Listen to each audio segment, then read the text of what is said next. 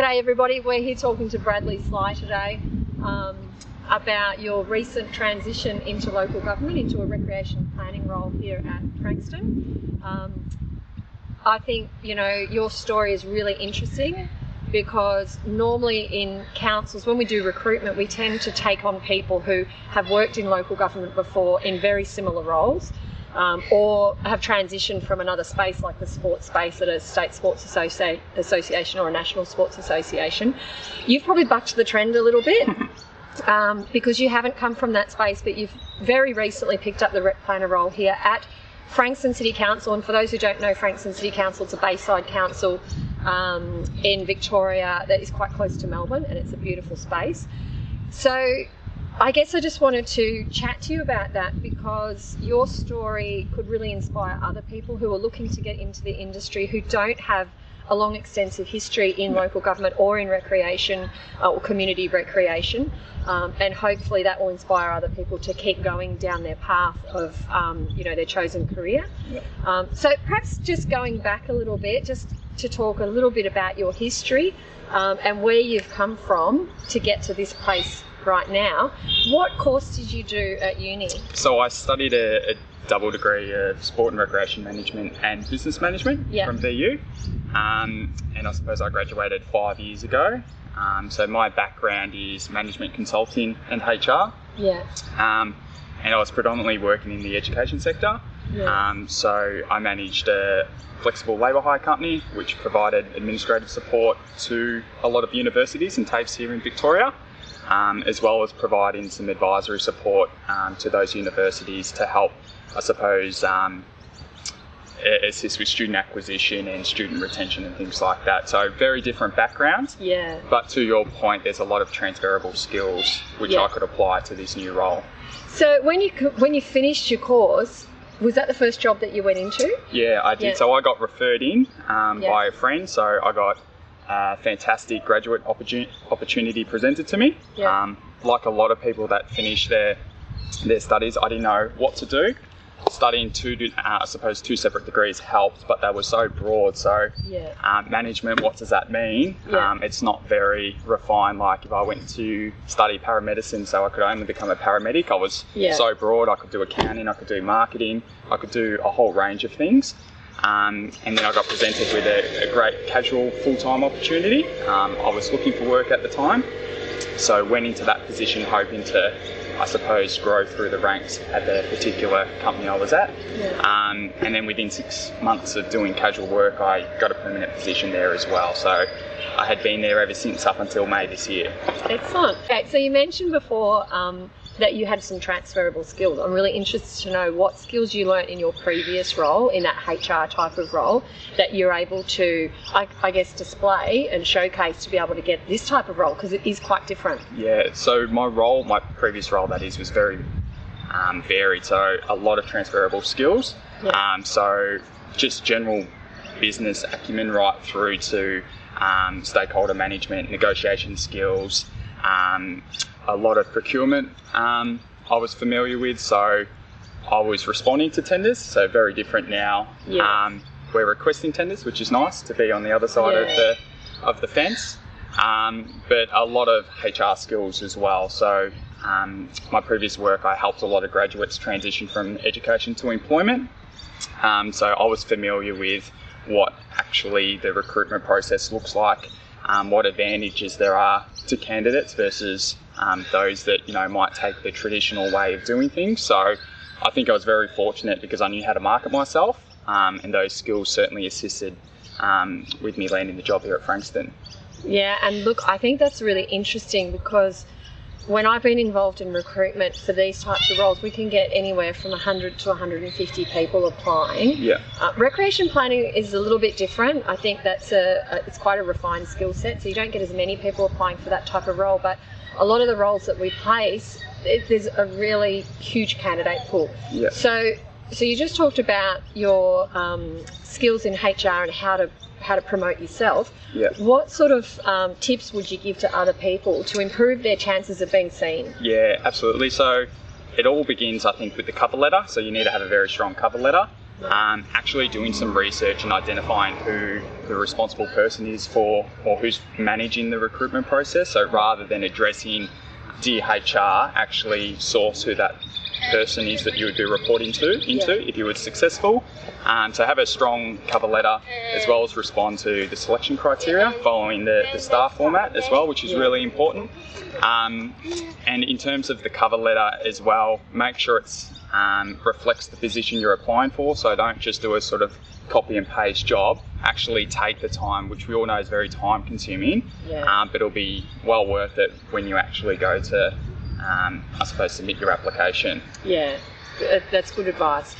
I think in local government we do rely a lot on the response to the key selection criteria, and for those who haven't worked in it before, they often forget to do that, or don't realise that that's a really important part of the application process. So that's a piece of advice that I would give to people, is to make sure you address the key selection criteria. And I suppose I was also a little bit cheeky in terms of, I think it's really important having a LinkedIn presence as well. So those that don't have a LinkedIn presence, certainly get one, because you can actually do a bit of research as to who's in the current position or who you would report to, as well as actually reach out and try and connect to them first, so they'll actually remember your name when they see it come across their desk as well. Very good advice.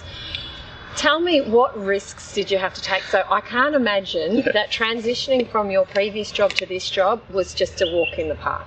So there must have been some risks that you needed to take. What were those steps that you took to get to this point? Yeah, so the obvious is the financial risk. So I got married in May this year, so I had the debt with the wedding, purchased a house in Frankston last year, so I had the mortgage as well. But thankfully for me, I had a very supportive partner that was willing to sort of let me transition or actually follow my passion. So you had to quit your job? I had to quit my job, so I resigned.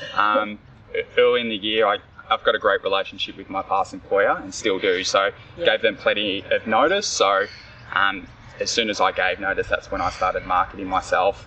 Networking is very, very important as well, so just trying to connect with as many people as possible and just build those relationships. So when you quit your job and you didn't have any income coming in, what did you do to make that connection between not working and now getting this job? Well, taking a step back, you sort of need to do some feasibility to see if you're in the position whether or not you can quit your employment. Thankfully I was, so I knew I had a bit of time up my sleeve to actually enjoy, I suppose, having no work for a little while and then actually focus on doing the job hunt. Whereas if I was completely reactive, you see a lot of people, do a half-assed sort of, I'll have to edit that out. You might not fully commit to actually applying for roles, so actually having the time to take a step back, actually focus on what your passion is, what your interests are, what you want to do, and then you can actually sort of drill down and do a deep dive into what jobs you should be applying for. Did you contact a company called Rec People by any chance? Yes, I did. So I actually applied for a role with City of Boroondara. I think it was in the middle of last year. I was unsuccessful, but the interview panel must have been impressed with me, which was great, and passed out your contact, or passed your details onto me. So they gave me that opportunity to actually do some temp work to get my foot in the door.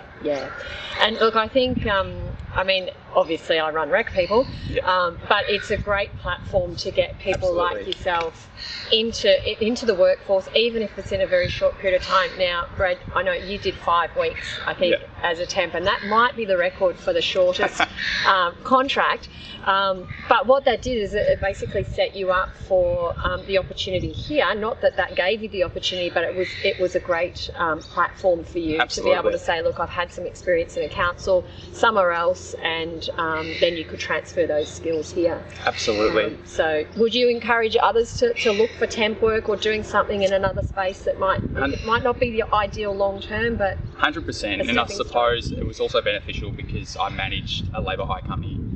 I knew the benefits of doing that, so we actually also placed a lot of successful candidates that sort of went above and beyond. So I try to apply that same methodology as the work that I was doing out at Rec Relief. So rather than just sort of clocking in and clocking out, you know, showing a lot of initiative, going above and beyond, and really trying to make an impact from your first day gives you every opportunity to secure full-time employment. Yeah, I think that's great.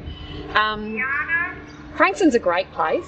Like, it's a beautiful place to work, and it's a very sporty environment. What are you hoping to achieve here in the role? Yeah, well, I've certainly still got my training wheels on, so I'm finishing up 3 weeks now. So I'm just trying to immerse myself in, you know, what's going on.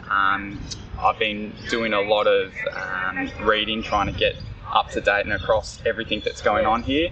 I've got my first project, which is the synthetic field down at Carrum Downs, which is very exciting as well. But you'll hear a lot about female participation, so I'm really excited to actually grow that aspect as well.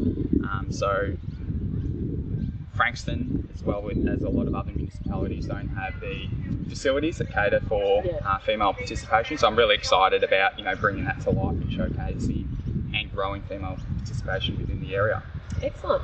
Have you got any advice for young people trying to get into our industry? Yeah, definitely network. So I can't recommend that strong enough. So right from my first job when I left uni, that was a referral, and this position was a referral. So the only 2 jobs I've had were through word of mouth, and I suppose Rec People, that was word of mouth as well. So I've been very fortunate to sort of get my foot in the door to referring people. So I mentioned it before, I'm a strong believer of it's not what you know, it's who you know. So definitely go to a lot of interviews, market yourself, get to know people, connect with people on LinkedIn, and really build your presence online. Absolutely. I think that's great advice. Thanks for talking to us today. Absolutely, and thank you. I can't wait to just follow your career journey. As any other young person that's coming out of the course that, you know, that we all did, I did 20 years ago, whatever. But local government is a great place to work, and it can be a job for life. Absolutely. Might not be in the same place, but you can pick up and you can go anywhere. So it's really flexible, it's really mobile, and you're exposed to so many different things in the recreation and leisure space. Absolutely. So good luck with it. Thank you. Cheers.